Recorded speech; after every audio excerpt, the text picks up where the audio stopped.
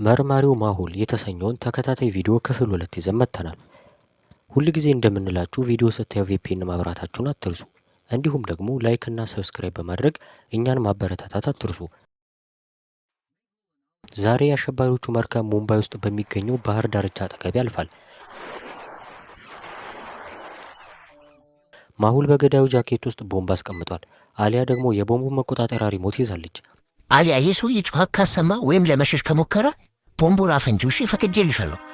ሰማ ሰውዬ፣ አሁን ያንተ ህይወት በእኔ እጅ ነው። ለመሮጥ ከሞከርክ ይጨርሳል። በድንገት የማሁል ትኩረት ባህር ዳርቻው ላይ ያሉት 3 መርከቦች ላይ አረፈ። እስቲ አሁን ልጠይቃችሁ፣ አርቭ የተባለው አሸባሪ በየትኛው መርከብ ላይ ሊሆን ይችላል ብላችሁ ታስባላችሁ?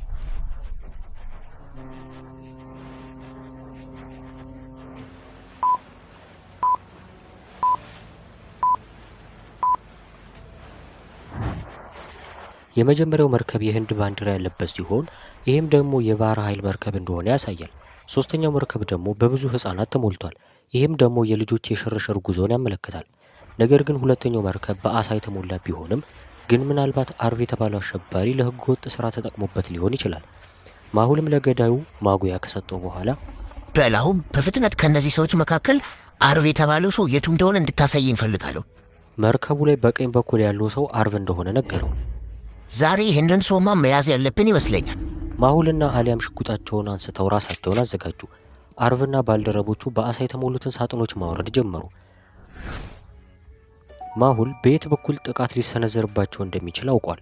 ምክንያቱም በፊት ለፊት ከሄደ እዚህ ጋር ያሉ ሰዎች ሁሉም ይተኩሱበታል።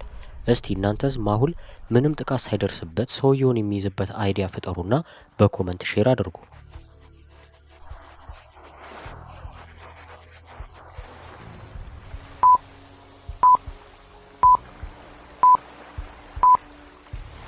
ማሁል የአርቭ ሰዎች እንዳያዩት የውሃውን መንገድ መምረጥ አለበት። አሊያ፣ እኔ በውሃ ውስጥ አድርጌ ወደ መርከቡ መሄድ አለብኝ። ችግር ከተፈጠረ ግን ሽጉጡ ተኩሹ። ይህንንም ካላት በኋላ ማሁል ወደ ውሃው ገባ። ማሁል ወደ ውሃው ገና ከመግባቱ ሰውየውም አሊያን ከፈተራትና መሮጥ ጀመረ። አሊያም ሪሞቱን ተጫነችው። ነገር ግን ምንም የፈነዳ ቦምብ አልነበረም። አሊያ ገዳዩ ላይ ለመድረስ ብትሮጥበትም ግን አልቻለችም። የአርቭ ሰዎች ወዲያው አዩት። ቢሆንም አሊያ ገዳዩን ለመምታት ሪሞቱን ወረወረችው። በሚገርም ሁኔታ ደግሞ ሪሞቱ ሰውየውን መታው። ነገር ግን ባልተጠበቀ ሁኔታ የአርቭ ሰዎች አሊያ ላይ መተኮስ ጀመሩ።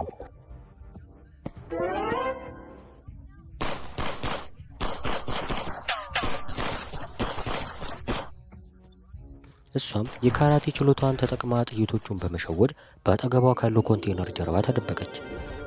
ማሁል ቶሎ ማይደርስልኝ ከሆነ ዛሬ የህይወት የመጨረሻ። የአርቭ ሰዎችን በፍርሃት ወደ አሊያ በመጠጋት መተኮሳቸውን ይቀጥላሉ። አሊያ ተስፋ በመቁረጥ ለማሁል ለመደወል ሞከረች። ነገር ግን ስልኩ አይሰራም። ማሁል፣ ለእነዚህ ሰዎች ተታከኝልክ ደግሞ እኮ የሚያናደው ነገር ስልክህን መዝጋት ነው። የእንቆቅልሽ አፍቃሪ ማሁል ለምን ይመስላችኋል በዚህ ወሳኝ ሰዓት ስልኩን ያጠፋው? እስቲ ያስቡና መልሳችሁን በኮመንት ጻፉ።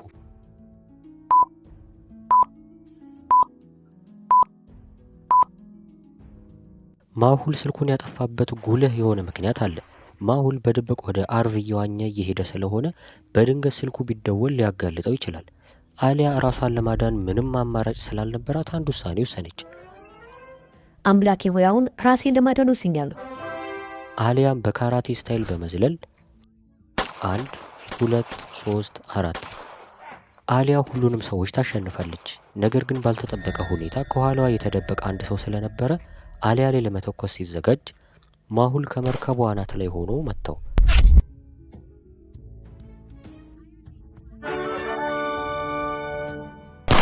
እንዲሁም ከላይ ያሉ ሰዎች ላይ ተኩስ በመክፈት አሸንፏቸው ነበረ።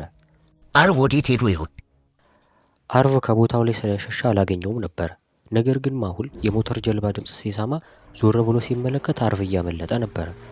ማሁልም ተኩሶ ጀልባው ላይ ጉዳት አደረሰበት። ከዛም ወዲያው ወደ አርቭ መሮጥ ጀመረ። ነገር ግን አንድ የአርቭ ሰው በሌላ በኩል በመምጣት ይዞት ሄደ። ማሁል ለመተኮስ ቢሞክርም ጥይት አለቀበት። ዛሬ ይሄ ሰውዬ ሊያመልጠኝ አይገባም። ማሁልም ወዲያው መሮጥ ጀመረ። ከዚያም 3 የሞተር ጀልባዎችን አገኘ። እሺ ጂኒየሶች፣ ከነዚህ 3ቱ ማሁል የቱን መምረጥ አለበት ብላችሁ ታስባላችሁ?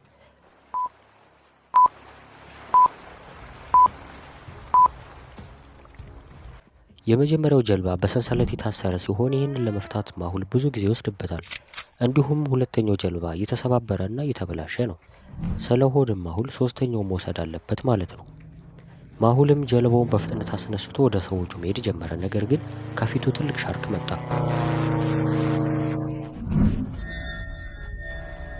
ሻርኩ ጀልቤን ከጎዳብኝ እኔንም ሊበላኝ ይችላል።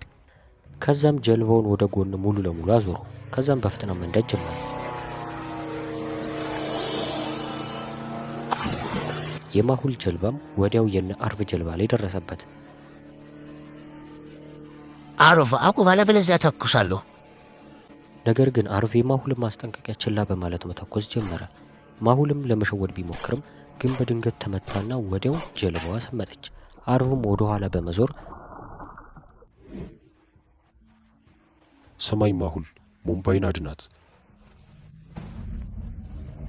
ይህንንም ብሎ ትቶት ሄደ። ማሁልም እየዋኘ ለመውጣት ሞከረ፣ ግን የሚደርስበት መሬት ሩቅ ነበረ። ማሁልም መዋኘቱን በቀጠለ ጊዜ በጣም ስለደክመው መፍጠን አልቻለም። አሁን ማሁል የመዳን አማራጭ ስላሌለው ተስፋ ቆረጠ።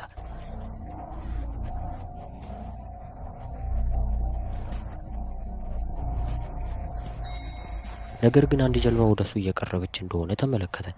በጣም ጨለማ ስለነበረ ለማየት አስቸጋሪ ነው። ማን እንደሆነ ማወቅ አልቻለም። ደስ ይላል። አሊያ ናት። ማሁልን ወደ ጀልባው ከጎተተችው በኋላ ሁለቱም ወደ ባህር ዳርቻው ተመለሱ።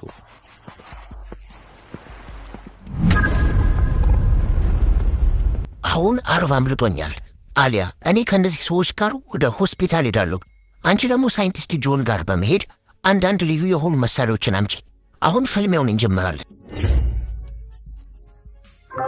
ከዛን አምፑላንስ ጠርቶ የተጎዱትን ሁሉንም ሰዎች ወደ ሆስፒታል ወሰዳቸው። እሷም ወዲያ ወደ ሳይንቲስቱ ቤት አመራች። ነገር ግን ወደ እሱ ለመድረስ እነዚህን መንገዶች ማለፍ ነበረባት። እስቲ በየትኛው መንገድ መሄድ እንዳለባት ለአሊያ ንገሯል።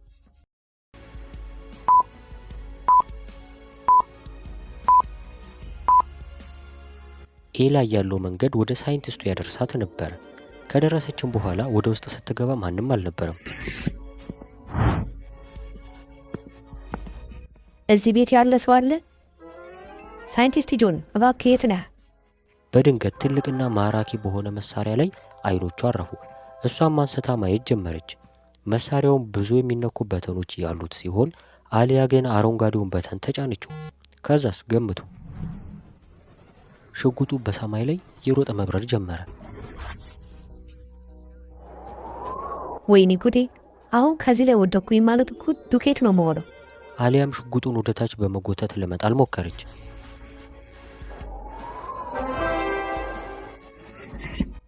በኋላም ሳይንቲስት ጆን ከመሬት በታች ካለው ላብራቶሪ ወጥቶ የሚበረው ሽጉጥ እንደጠፋ ሲያውቅ ኮምፒውተሩን ተጠቅሞ የት እንዳለው ለማየት ሞከረ።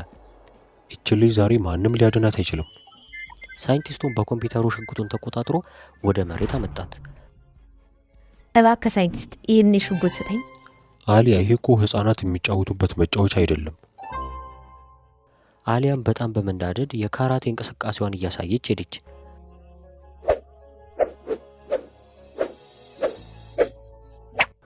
አሊያ ማሰብ ያቆመች ይመስለኛል። ከዚህ ብትሄድ ይሻላታል። ሳይንቲስቱም ሽጉጡን ይዞ ከመሬት ስር ወዳለው ላብራቶሪው ገባ። ነገር ግን በድንገት አሊያ በመስኮት በኩል ወደ ውጭ ወደ ሰማዩ ስትመለከት 4 የሚሆኑ ሄሊኮፕተሮች እነሱ ያሉበትን ፎቅ ከቦ ቆሟል። ከዛ አንዱ ሄሊኮፕተር ሚሳኤሉን ተኮሰው። ከዛ አሊያም እሱን ለመሸሽ ስትሄድ ያ ሽጉጥ የተቀመጠበት እግር አደናቀፋት።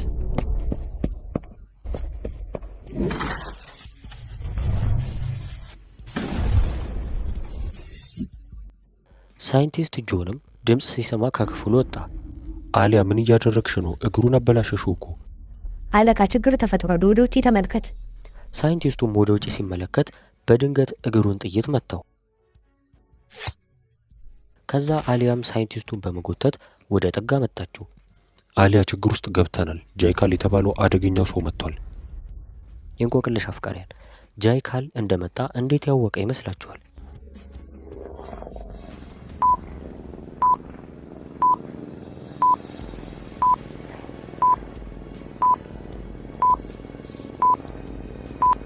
ቀረብ ብላችሁ ከተመለከታችሁት የጃይካል ፎቶ ሄሊኮፕተሩ ላይ አለ። ግን እኮ ማሁል ጃይካልን ገሎት ነበረ። ሳይንቲስቱና አሊያ ግራ ተጋብተዋል። ምክንያቱም ጃይካል ሞቶ ነበረ። አሊያም ወዲያው ለማሁል ደውላ ጃይካል የተባለው አሸባሪ ሰውዬ ተመልሶ እንደመጣ ነገረችው። የጃይካል ሰራዊቶችም ወዲያው ፎቁ ላይ ጥቃት አደረሱ። አሊያም በፍጥነት ስልኳን ትታ ሳይንቲስቱን ይዛ ወደ ላብራቶሪው ገባች። ማሁልም ለአሊያና ለሳይንቲስቱ እንዳይጎዱ መጨነቅ ጀመረ።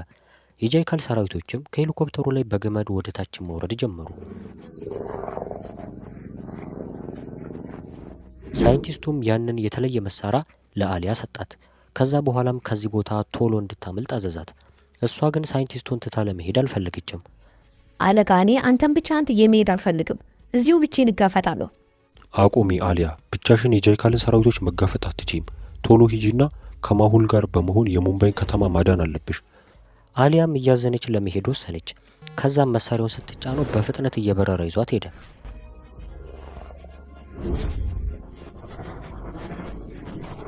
አሊያም እየበረረች ስትሄድ ከጃይካል ሰዎች አንዱ የሆነው አያትና ከዛ እንዲያባረሯት ለሌሎቹ ነገራቸው።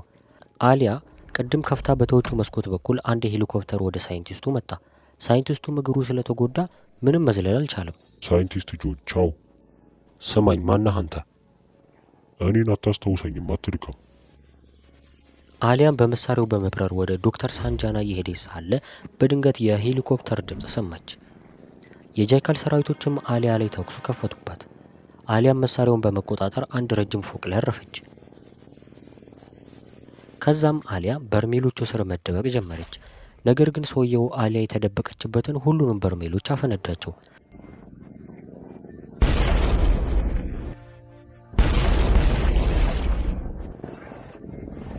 አሊያም በስተመጨረሻ አንድ በርሜል ስር በመደበቅ ተስፋ ቆረጠች። ሰውየውም የቀረውን አንድ በርሜል ለማፈንዳት ሊተኩስ ሲል የሆነ ሰው ተኩሶ አስጣለው።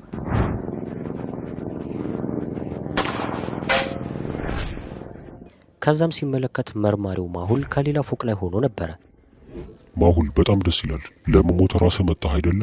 ማነህ አንተ ደግሞ? እኔን እንኳን የምታስታውሰኝ አይመስለኝም። ሱሪያ እባላለሁ። አይሆንም፣ እኔ ራሴ ገድያህ ነበር። እንዴት መታህ? ነገር ግን ሱሪያ ምንም ሳይናገር ማሁል ወዲያው ተኩሶ አንዱን ሄሊኮፕተር አፈነዳው።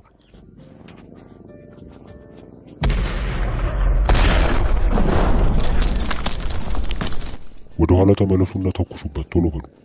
ከዛም የጃይካል ሰራዊቶች መተኮስ ጀመሩ። ነገር ግን ማሁል ቶሎ ብሎ በመዝለል አየር ላይ ተኩሶ አንዱን ሄሊኮፕተር አፈነዳው።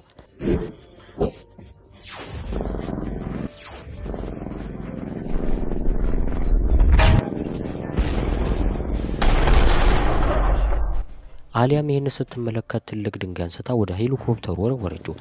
ሄሊኮፕተሩ ሚዛኑን መጠበቅ ስላልቻለ መሬት ላይ ተከሰከሰ።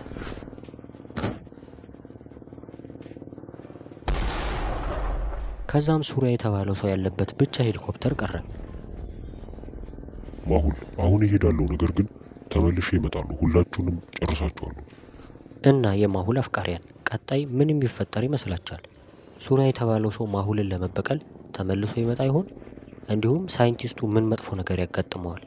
በቀጣይ ክፍል ይዘን ስለምንመጣ ሰብስክራይብ በማድረግ ቀጣዩን ቪዲዮ ጠብቁን።